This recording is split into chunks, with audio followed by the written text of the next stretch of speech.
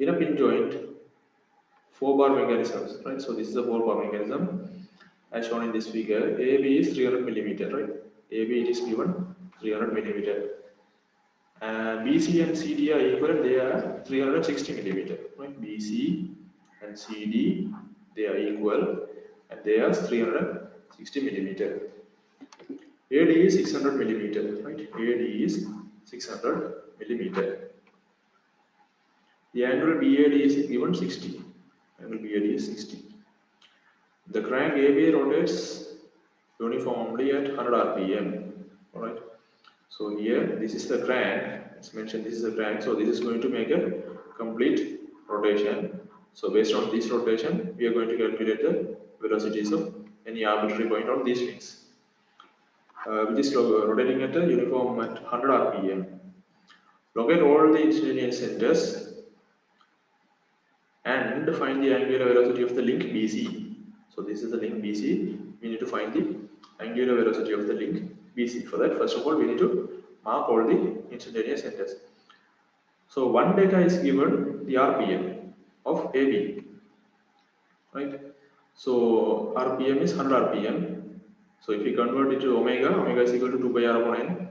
So 2 pi into 100 RPM divided by 60. So that will give you 10.47 rad per second, right? So now we have found the omega of this crank, that is angular velocity of the crank. So now the question asked is find the angular velocity of the link BC, right? So now what can we do is this link, particular link B, is not link, joint B is in link AB as well as it is in BC, right? So based on AB, we can find the angular velocity of B. From that, we can find the velocity of B, right? Velocity is omega into r, right? So if you multiply this with length AB, you will get the velocity of this B, right? And this link, this joint B is in link BC also, right? So based on that, we can calculate the velocity or angular velocity of the link BC, right? We'll see how to do that. Since the length of the crank AB is 300 millimeter, so this is given AB, that is 300 millimeter. So 300 millimeter means 0.3 meter. Therefore, velocity of the point B on the link AB. Okay? Velocity of the point B on the link AB. V is equal to omega into R, I told you, right? So omega we have already found 10.47 rad per second. Then R is the radius or length, that is 300 millimeter, which is 0.3 meter, right? So I multiply with this. What I get is 3.141 meter per second, right? So this is the velocity of B, right? Velocity of B we have found, right? So now first part is over. Now we need to use this velocity to find the angular velocity of this link. Which link? This link BC, right? Before that, I need to mark all the instantaneous centers, right? So between A link and B link, so there is a fixed instantaneous center, right?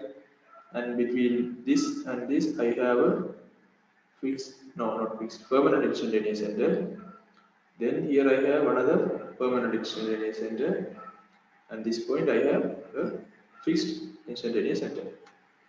I told you if it's 4-bar mechanism, according to our formula, n into n minus 1 by 2.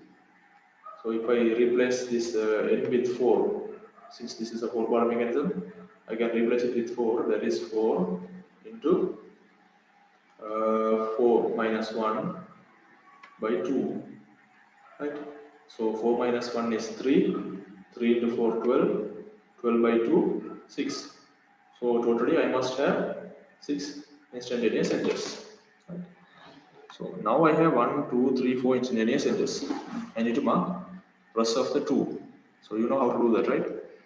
So we'll produce this line this way, okay, and produce this line this way,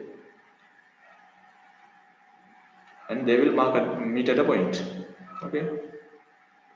Similar way, so this is the point.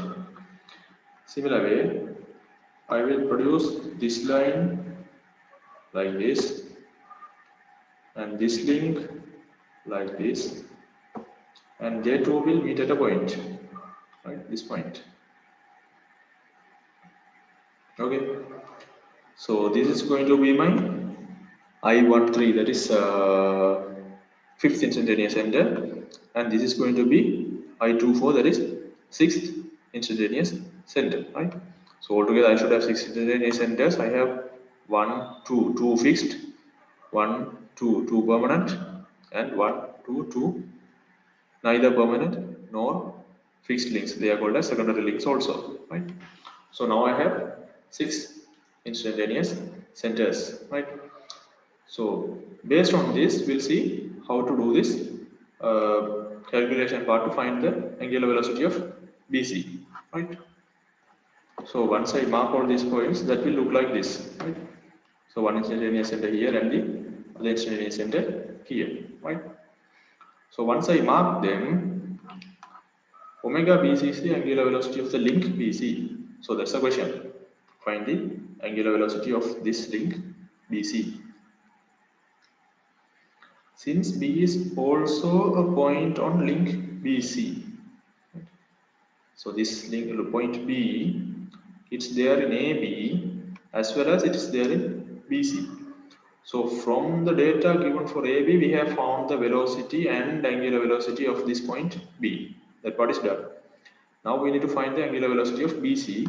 So since this is a point on this B is a point on this BC link also, therefore velocity of point B on link BC would be equal to the velocity of B on link BC would be equal to omega BC, right? Angular velocity of BC into I13B, right? I13B. So this is instantaneous center 1, 3, and this joint B, right? So this length into this omega will give you the velocity of the point B, right?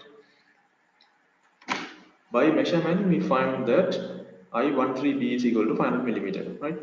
I13B is equal to 500 millimeter or 0.5 meter, right? So you can draw it to any scale, but definitely you have to draw it for a particular scale, right? So either you can take 300 millimeter as 3 centimeter or something if you're drawing in a copy, right? So you need to draw it to a particular scale because we are going to measure it and then find the answer, right? So by measurement we found that I13B is equal to 500 millimeter, right? So this length is 500 millimeter, that is 0.5 meter. Already we know the velocity of B, that is VB, we have found it 3.141 meter per second, right? So if I put it into this formula, VB is equal to omega BC into I13B, omega BC is a question, VB we have already found, that is 3.141 meter per second. I13B, right? I13B by measurement we found it 0.5 meter. So if I replace it with 0.5 and 3.141, I will have 6.282 rad per second, right? So the angular velocity of this BC is going to be 6.282 rad per second, right? So probably you must have a question on this or doubt. So when finding the velocity of BC, which is on this link BC, why do we use I13B, this length, and why are we not using this length, I34B? Don't you have that doubt? This is point B, right? So this point B is on link AB, that's fine. It is also there in link BC, so that's a question. So when you find the link for BC, you need to use this length. But why we are not using this length, but we are using this length? Because this is where our concentration is. this, if we are going to use this BC link, right, we have no idea of what this point C is doing, right? We don't have any idea. If I take this one, this is a straight line, right? This is a straight line. Already I have idea on B based on this AB, right? So this data is given. AB is a crank which is rotating at 100 RPM and which has a length of 300 millimeter. All the data about this AB is given. So from this I can find the B, the velocity of B, the angular velocity of AB, right? Now, if I am going to find the BC, only data or information I have is about this point B. So based on this point B only, we can move to this BC, right? So since this data is completely given and this is a straight line, right? We can use AB to find B. Similarly, I can use this instantaneous center to find this B. I can't use this instantaneous center I34 because this is another permanent joint and I don't know how will this link behave based on this motion, right? So that's why we are not using this I34 but we are using this I13, right? This is the reason behind why we measure I13, right? So I13 we measured and we put it in the equation. Velocity you have already found, I13 you measured it, then you have the answer 6.282 rad per second, right? So when you are drawing, you need to draw it exactly to a particular scale and then you need to mention the scale as well, right? Either 30, I mean 10 millimeter as 1 meter, 1 centimeter or something like that. Whatever the scale you are taking, you need to mention it, otherwise what will happen? So if you miss the scale, then your answer is going to be wrong here, right? So if you have taken like 1:2, then your answer is going to be twice, right? So whatever the scale you are using it, then at the end you need to multiply or divide based on this scale.